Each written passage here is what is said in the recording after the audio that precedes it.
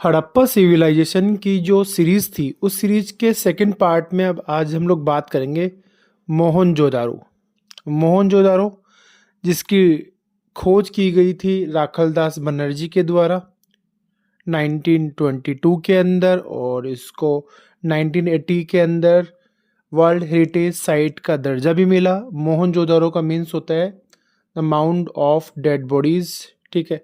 और ये पाकिस्तान के अंदर है, पाकिस्तान के सिंध राज्य के स्टेट में मौजूद है, जो रावी रिवर के पास में है मोहनजोदारो।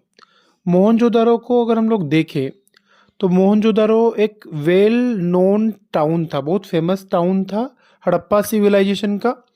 और मोहनजोदारो दो हिस्सों में बटा हुआ टाउन था, जिसका सेक्शन थे अपर टाउन और लोअर टाउन।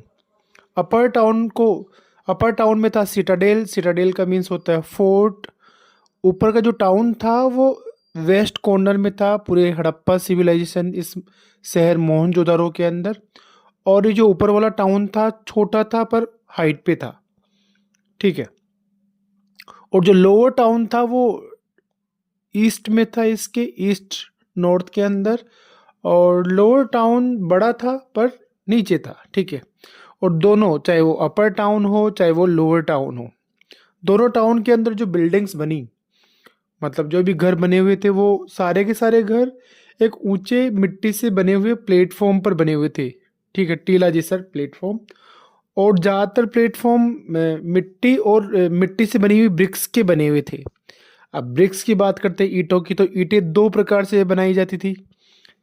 मिट्टी की बनी हुई होती थी, पर एक तो ईंट को पकाया जाता था सन रेज से, मतलब सन की लाइट से पकाया जाता था, ड्राई किया जाता था। और दूसरा वे था उनको कि आग लगाकर बेक किया जाता था ईंटों को। जो आज के टाइम पे भी जो भी मिट्टी की ईंटें बनी हुई होती है वो बैक ईंटें होती है, पकी हुई ईंटें होती है, जलाकर बनाई हुई। और अगर हम लोग ईंटों की साइज की बात करें उस समय की, तो उनकी जो लेंथ थी और ब्रिथ थी उन ईंटों की, वो 4 टाइम ट्वाइस थी देन हाइट। उसकी जो ईंट की हाइट होती थी उससे 4 टाइम ट्वाइस थी। और स्मॉलर टाउन और लोअर टाउन की और विशेषता ये थी कि चाहे वो शहर वाला हिस्सा हो, कॉमन हिस्सा हो, या फिर फोर्ट वाला हिस्सा हो, दोनों दीवारों से घिरे हुए थे। दीवारों से घिरे हुए मतलब एक पैक शहर था। दीवारें इसलिए बनाई जाती थी ताकि दुश्मन जल्दी से अटैक करके एंटर ना कर सके, जानवरों से बचने के लिए, इसीलिए दीवार बनाई जाती थी वहाँ पर, ठीक है। और लोअर टाउन के अंदर इतना बड़ा लोअर टाउन है मोहनजोदारो का कि अगर 1 क्यूबिक मीटर अगर मूव हो वहाँ पर उसके फाउंडेशन के लिए, वहाँ पर लेबर्स, तो 4 मिलियन लेबर चाहिए आज के टाइम पे पर डे। इतना बड़ा एरिया है मोहनजोदारो का लोअर टाउन वाला। अब लोअर टाउन की बात चल रही है, तो लोअर टाउन के अंदर जो ड्रेनेज सिस्टम था वो ग्रिड पैटर्न में बना हुआ था।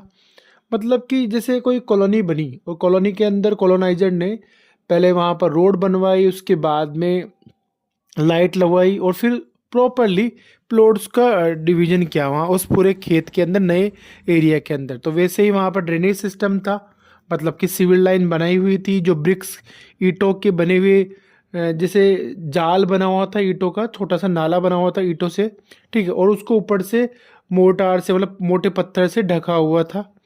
जब भी ज़रूरत पड़ती थी तो उसको हटाकर साफ़ किया जा सकता था। और ये जो ड्रेनेज सिस्टम था इस तरह का, ये यूनिक पहचान बताता है हड़प्पा सिविलाइजेशन की। लोअर टाउन की अगर हम लोग और बात करें, लोअर टाउन टाउन की बात की जाए, तो लोअर टाउन के अंदर जो घरों का आर्किटेक्चर था वो इस तरह से बना हुआ था कि, तो ज़्यादातर घरों के अंदर सेंटर में कोर्टयार्ड था, यानी चौक बना हुआ होता था। उस चौक के चारों तरफ कमरे होते थे। एक साइड में उसके अंदर रसोई बनी हुई होती थी, जिसके अंदर अलग अलग भट्टियाँ मिली है मिट्टी की। ऊपर छत पे जाने के लिए स्टेयर केस मिला है। इससे ये अनुमान लगाया जा सकता है कि वहाँ पर छत पर भी घर बने हुए थे, पर हालांकि वो हमारे आर्कियोलॉजिस्ट को नहीं मिले, सब डिस्ट्रॉय हो चुके थे, मिट्टी में दबे हुए थे, ठीक है। और जो मेन दरवाज़ा था उसके पास वाला जो रूम था, ज़्यादातर मोहनजोदारो के जो घर थे लोअर टाउन के अंदर, कमरे के अंदर वहाँ पर कुआं मिला है, वेल मिला है। और ऐसे पूरे मोहनजोदारो में देखा जाए तो टोटल 700 वेल्स मिले हैं घर के अंदर, 700 कुएं। अब बात ये होती है कि कुएं घर में क्यों रखते थे वो लोग रूम्स के अंदर? ऐसा माना जाता था कि कहीं दुश्मन उसमें पानी ना मिला दे, ऐसा शायद, या फिर कोई जानवर ना गिर जाए ताकि वो पवित्र पानी अपवित्र हो जाए, इसीलिए वो घरों के अंदर ही रखते थे। तो इस तरह था मोहनजोदारो की स्पेशलिटी। और जो अपर टाउन था उसके अंदर ग्रेट बाथ होता था और बहुत बड़े ग्रैनरी होती थी। और ग्रेट बाथ और ग्रैनरी के अंदर हम लोग बात करे थे, ग्रैनरी में ग्रेन्स रखते थे पूरे गांव का, पूरे लोअर टाउन के लोगों का। और ग्रेट बाथ जो था वो जिस्म के फ्लोर का बना हुआ था। नॉर्थ और साउथ में उसकी सीढ़ियाँ थी उस टैंक में जाने के लिए, स्विमिंग पूल में जाने के लिए। उसके चारों तरफ 8 रूम बने हुए थे। और 8 रूम में से जो स्पेशली 2 हिस्सों से डिवाइडेड थे वो। ठीक है, तो ये था वहाँ पे टैंक की बात, यानी the great bath of Mohenjodaro बोला गया, जो अपर टाउन में था। और कुछ हिस्टोरियन ने माना कि ग्रेट बाथ में डेली बात नहीं होता था, वो स्पेशल रिचुअल्स पे की बात किया जाता था। अब हम बात करते हैं ब्यूरियल सिस्टम और लग्जरियस सिस्टम की। हम लोग ये देखें, आर्कियोलॉजिस्ट ये जानना चाहते थे कि हड़प्पा सिविलाइजेशन के अंदर कैसे सोशल डिफरेंसेस था। तो हमें जब वहाँ पर कब्र मिली, ब्यूरियल्स मिले, ग्रेवयार्ड, तो कुछ ग्रेवयार्ड जो थे वो मिट्टी के बने हुए थे और कुछ ग्रेवयार्ड वहाँ पर ब्रिक्स के बने हुए थे। तो ब्रिक्स के बने हुए ग्रेवयार्ड के अंदर वहाँ पर ज्वेलरी मिली है, कॉपर का मिरर मिला है वहाँ पर, मेल और फीमेल बोथ के साथ। और ऐसा माना जाता था कि ऐसे सामान इसलिए रखते थे वो लग्जरियस सामान उनके साथ, ताकि मरने के बाद में अगले जन्म में वो उनको सब यूज कर सके। और जो कॉमन ग्रेवयार्ड होता था कब्र, उसके अंदर कुछ नहीं मिला। तो वहाँ पर ये पता लगाया जा सका है कि वहाँ पर डिस्क्रिमिनेशन तो था लोअर टाउन और अपर टाउन के लोगों के बीच में। ये ज़्यादातर जो लग्जरियस चीज़ें मिली है वहाँ से। अब चीज़ों के बारे में बात करें तो लग्जरियस चीज़ें अपर टाउन में थी और कॉमन चीज़ें लोअर टाउन में थी। अपर टाउन में जैसे फैयांस की बनी हुई चीज़ें थी, और वहाँ पर इत्र की एक शीशी भी मिली है अपर टाउन के अंदर।